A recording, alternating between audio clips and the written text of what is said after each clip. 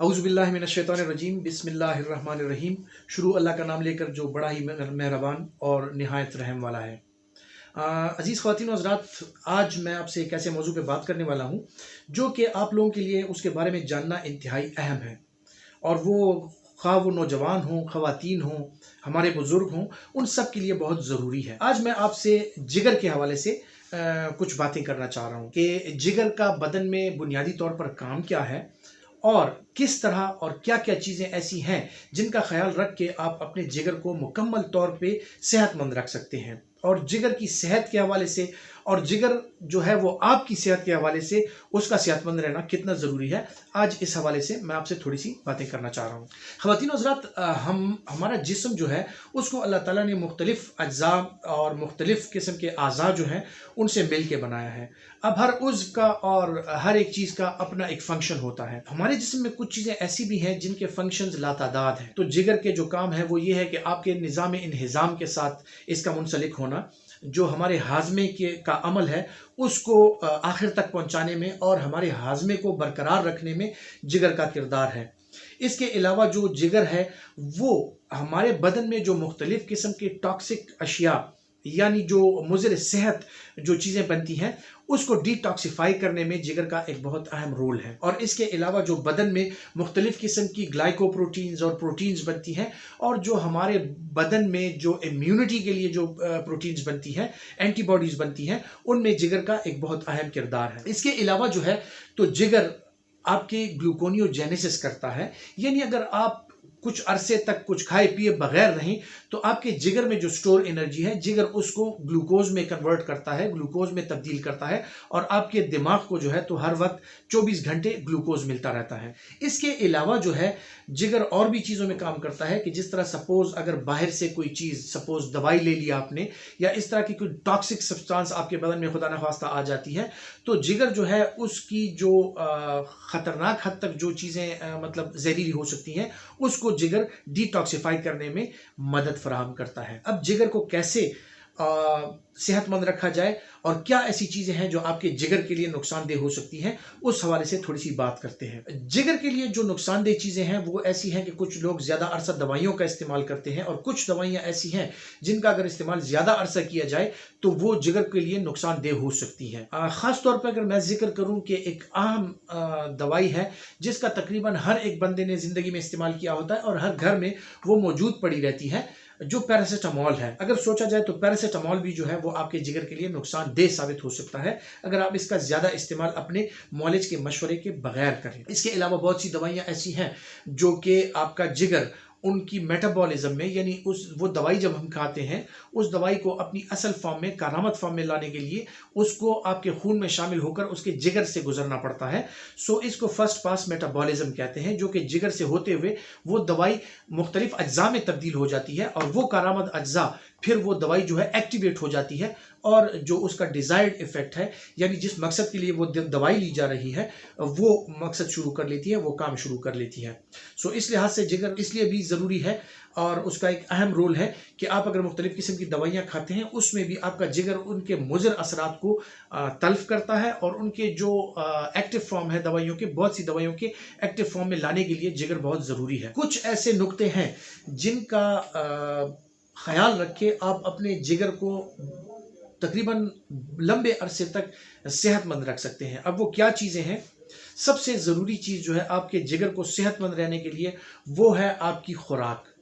कि जो कुछ हम खाते हैं और जितना हम खाते हैं उसके हाजमे के लिए जो है तो वो जिगर के जो एंजाइम्स हैं, जिगर जो मुख्तलिफ़ किस्म के एंजाइम्स बनाता है, बाइल बनाता है, वो बहुत ज़रूरी है। ऐसी चीज़ें अगर आप खाएंगे जो ज़ूद हज़म ना हो और जो बार बार ऐसी चीज़ें प्रोड्यूस करें, ऐसे फुजला जात प्रोड्यूस करें जिनका जिगर जो है वो ख़ात्मा करने के लिए या उनको डिटॉक्सिफाई करने के लिए जिगर पे बोझ बनता है।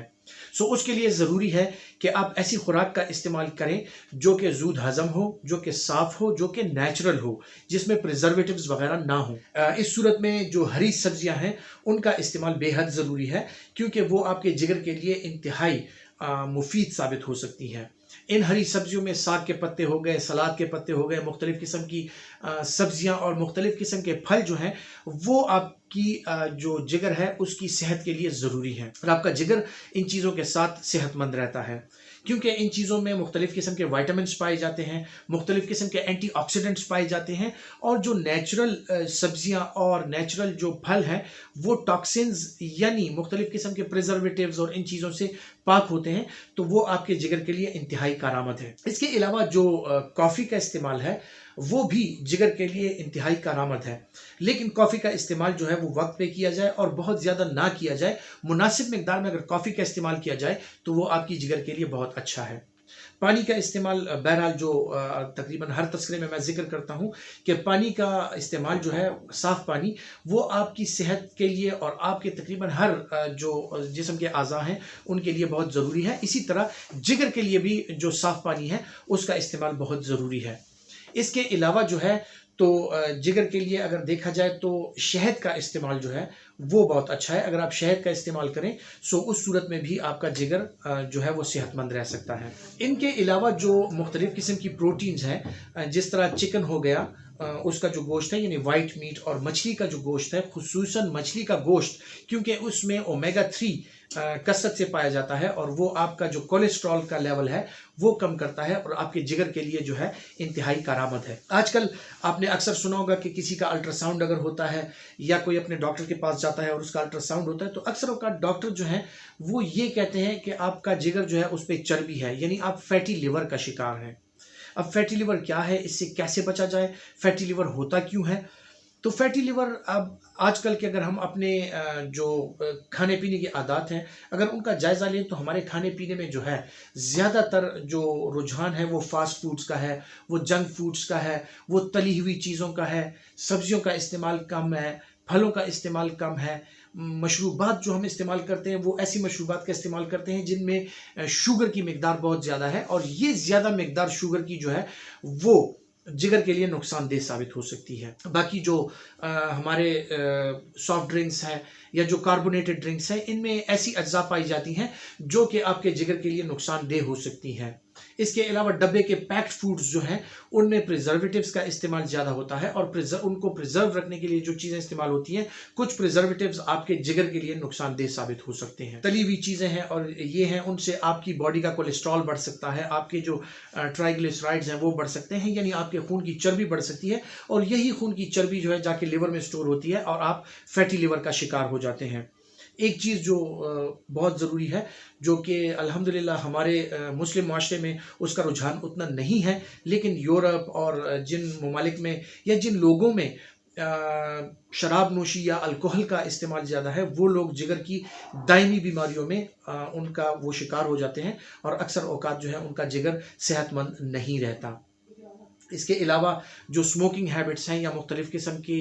नशा आवर चीज़ें हैं उनका इस्तेमाल अगर आप करेंगे तो वो आपकी जिगर के लिए नुकसानदेह साबित हो सकती हैं। जो ख़्वाबावर गोलियां हैं उनका ज़्यादा और कसरत से इस्तेमाल भी आपके जिगर के लिए नुकसानदेह साबित हो सकता है।